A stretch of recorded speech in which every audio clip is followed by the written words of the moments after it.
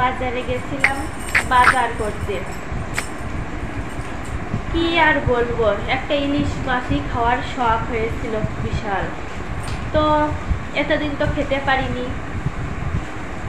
তো আজকে দেখলাম ফেসবুকে এত পরিমাণে পোস্ট হচ্ছে যে ইলিশ মাছের দাম নাকি কমিয়ে গেছে, একদম সস্তা হয়ে গেছে পানির মতো। তো বাজারে গেছিলাম, তাই দেখে যে এত পরিমাণে পোস্ট হচ্ছে, হতেও পারে। তো বাজারে গিয়ে দেখি ইলিশ মাছের দাম শুনছি, মামা কয় কি যে আপনার মাথায় কি কোনো সমস্যা আছে? বললাম কেন মামা?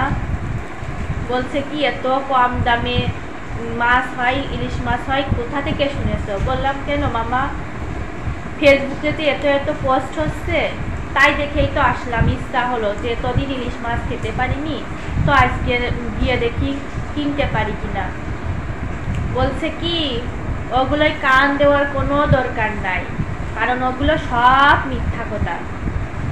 তো তাই দেখে তো মনটা ভীষণই খারাপ হয়ে গেল।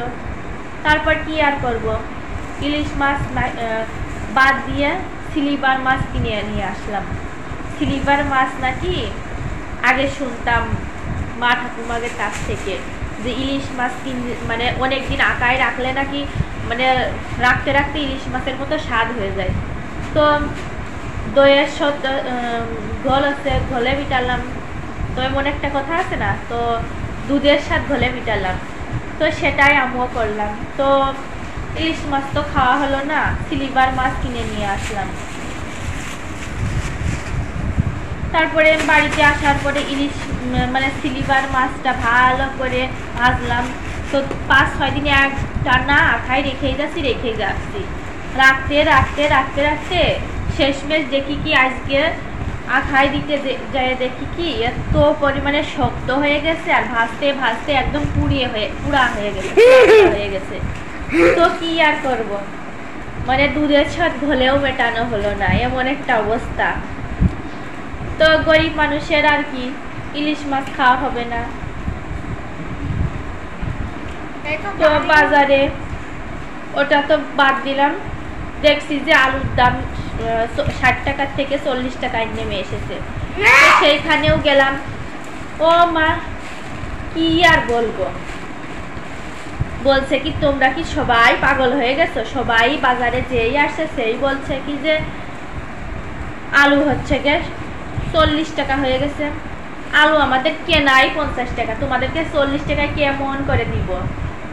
তো ভাবলাম সত্যিই তো, আলু যদি 50 টাকা করে কেনা থাকে তাহলে আমাদেরকে কেমন করে 40 টাকায় দিবে। তো সেখান থেকেও চলে আসলাম।